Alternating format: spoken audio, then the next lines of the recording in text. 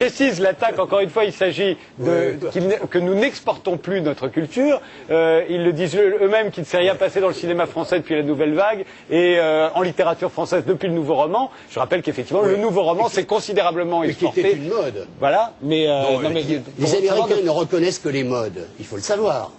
Si on veut un jour les attaquer, on peut les attaquer sur leur propre terrain, alors qu'ils ont énormément de choses.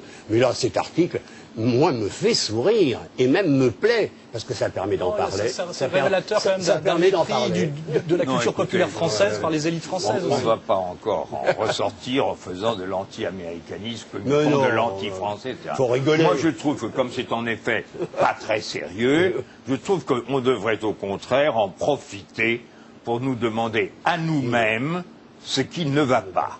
Oui, puisque vous étiez tous les trois d'accord pour dire que... Vous aviez raison de dire que le problème est la non-exportation. Alors, je dirais que là, ils n'ont pas tort. Pourquoi? Parce que, premièrement, les Français ne s'intéressent pas beaucoup au monde extérieur. Les Français, d'abord, ne savent pas de langue. Et on le dit, c'est devenu faux. Oui, un petit peu, bon.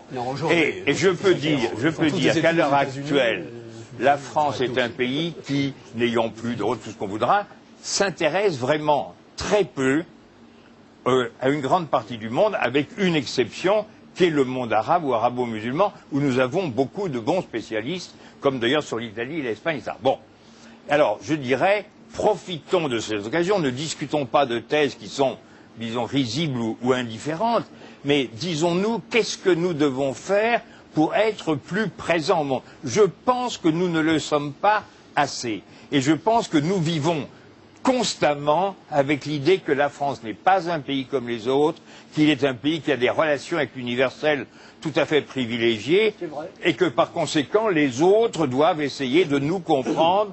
Bon, le monde s'est ouvert, les nouvelles puissances de demain, ça sera la Chine, l'Inde, le Brésil, etc. Où sommes-nous là-dedans? Est-ce que nous, Français, mettons l'université française, est-ce qu'elle a créé 50 chaires pour étudier la Chine moderne, ou 40 pour étudier l'Inde et 30 pour étudier la Corée? Rien, zéro. Donc je dis que les Français sont souvent un peu trop contents de leur passé, mais leur passé, c'est pas nous, exactement comme sur la colonisation, ni en bien ni en mal. Et je voudrais bien qu'on profite de cette occasion avec une certaine élégance pour dire votre machin est complètement idiot. Il reste que nous sommes parfaitement disposés, en ce qui nous concerne, à considérer nos faiblesses comme tout le monde en a, et que nous avons un besoin, nous voulons en profiter, nous, en France, les Français, pour apprendre à avoir plus de relations avec le monde. Alors je termine en disant ceci, mais il y a une difficulté, et cette difficulté, c'est l'hégémonie de la langue anglaise. C'est-à-dire, alors, on a évidemment, plus cela dit, ils ont bien accepté le roman latino-américain, ça, mais les Français ont une expérience de vie qui reste, et l'expérience de l'imaginaire et de tout ce que l'on voudra, qui reste extrêmement hexagonale. Et je voudrais que, aujourd'hui, les Français, tous les Français, je veux dire pas 50 professeurs, que tous les Français aient une curiosité plus grande sur les transformations du monde qui ont beaucoup changé la place relative des différents pays. Guy Lacascade, que j'aurais aimé entendre sur cette question.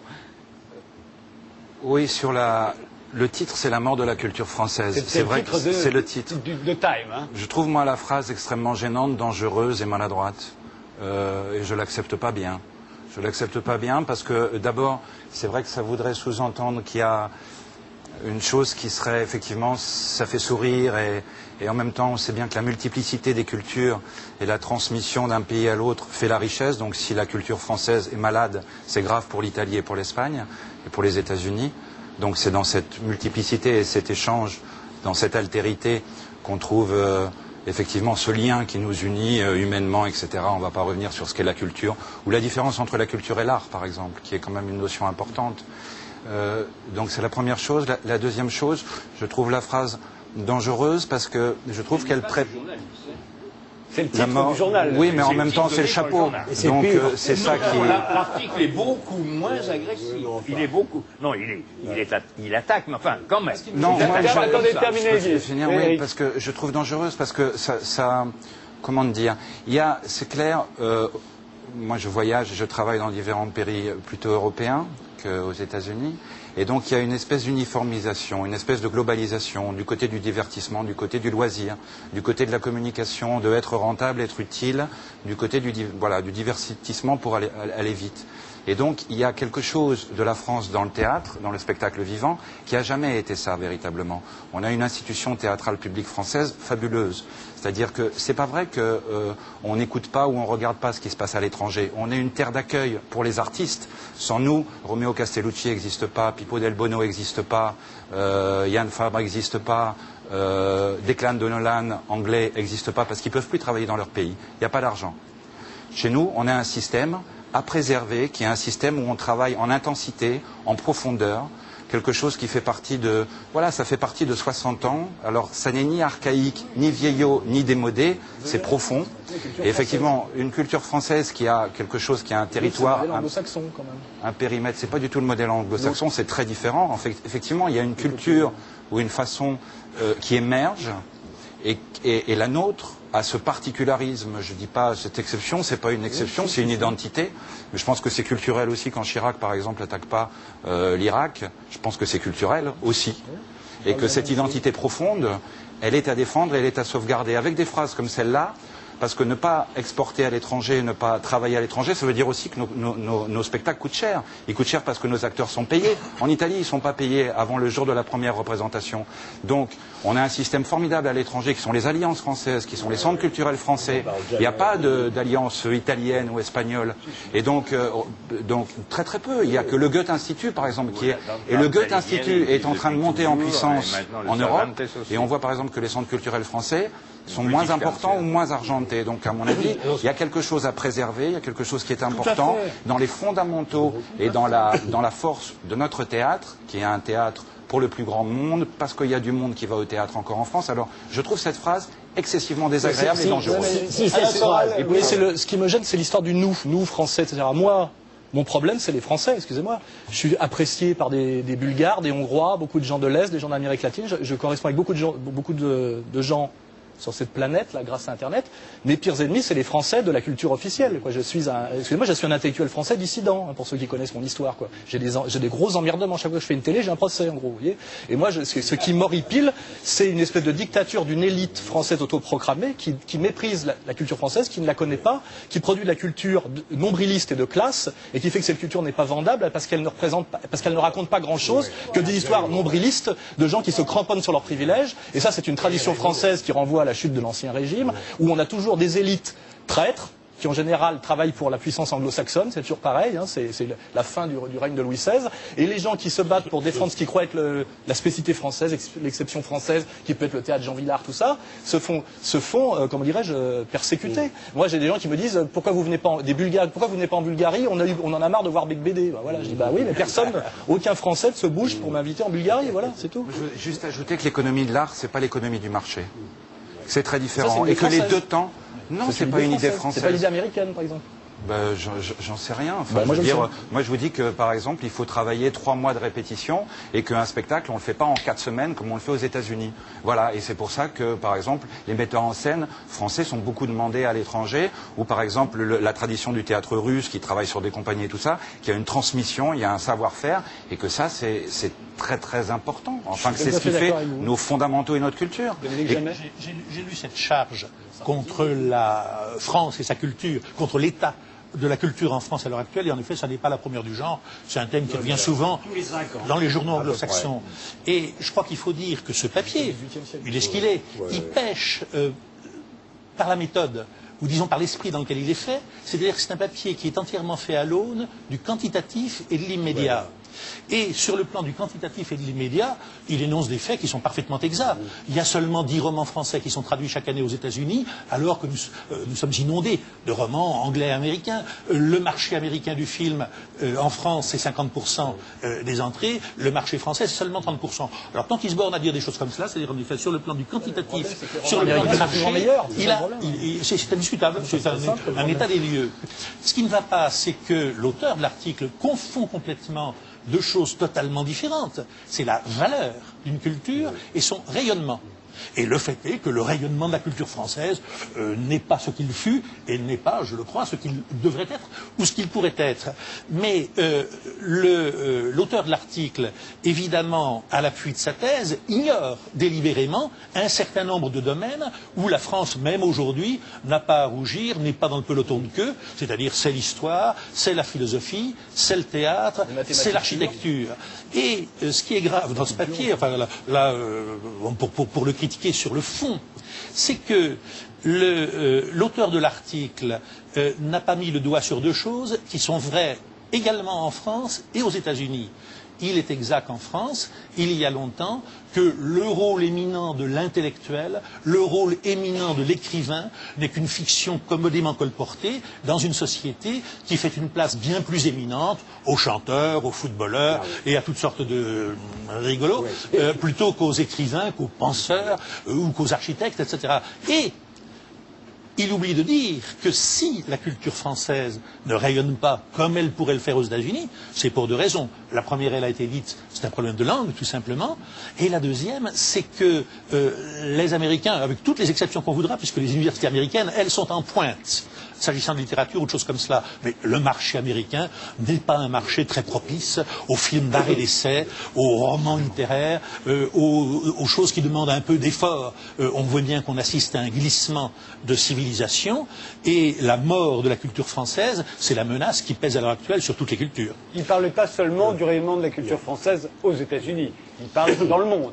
Oui, tout à fait, mais il a raison, il a raison. Sur les faits, il a raison. Enfin, il a partiellement raison. Sur l'explication, il ne va pas loin. Je veux dire, si on devait s'attrister d'un article comme celui-là, cela voudrait dire qu'on le prend au sérieux.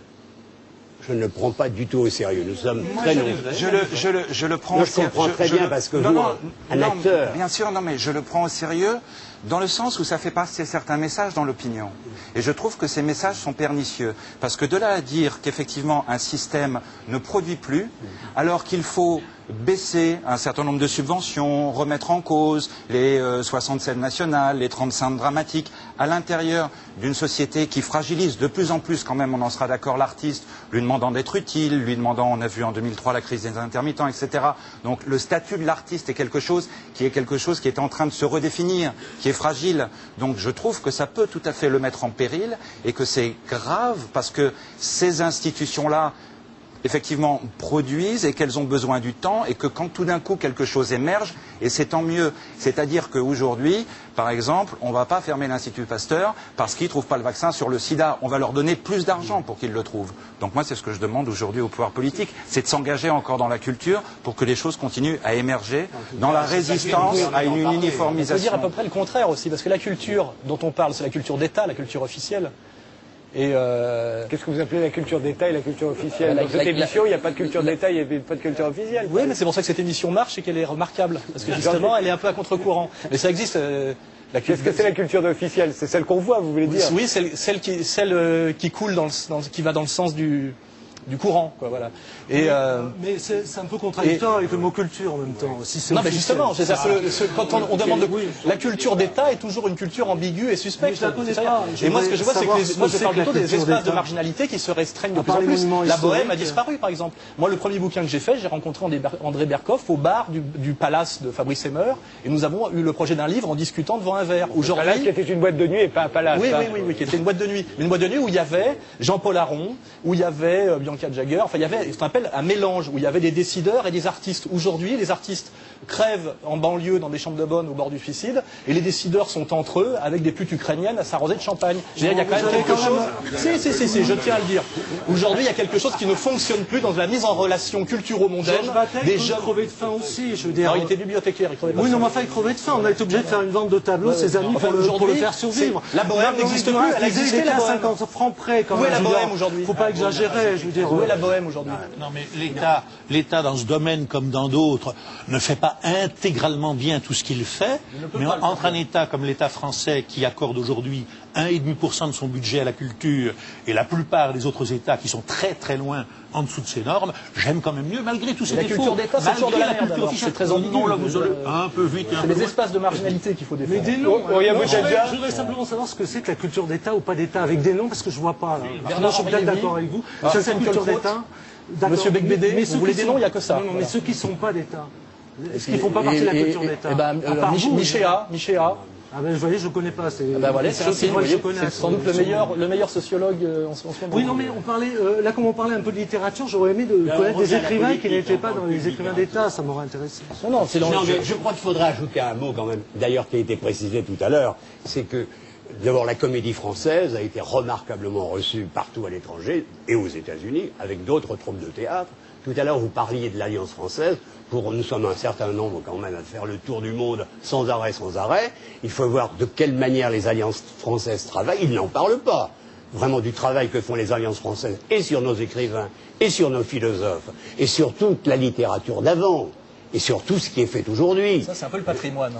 Mais qu'importe, il travaille sur aujourd'hui aussi. L'État doit se soucier du patrimoine. Il ne faut pas quand même totalement dénigrer. Puis d'autre part, le lieu des marges. Nous sommes ouverts au monde. Moi, je me réjouis d'être allé chercher Georges Amado et Sabato. Mais le monde n'est pas en cause. D'être allé ailleurs voir Ampateba ou Aimé Césaire, d'être allé voir ensuite des écrivains dans tous les quartiers du monde. Je dois dire, on ne va pas rester quand même dans notre ego totalement français. Il faut savoir que peut-être ici, aussi, d'une certaine manière, nous sommes coupables. Nous sommes coupables peut-être, à certains moments peut-être, de ne pas avoir assez de talent. Coupable, on a beaucoup. C'est vrai qu'on culpabilise vite, mais en même temps, encore une fois, cette fameuse exportation et être rentable immédiatement, je trouve ça très très dangereux. Et surtout, ne nous plions pas, ne donnons pas les règles de l'utile à l'inutile. Ça n'est pas les mêmes valeurs.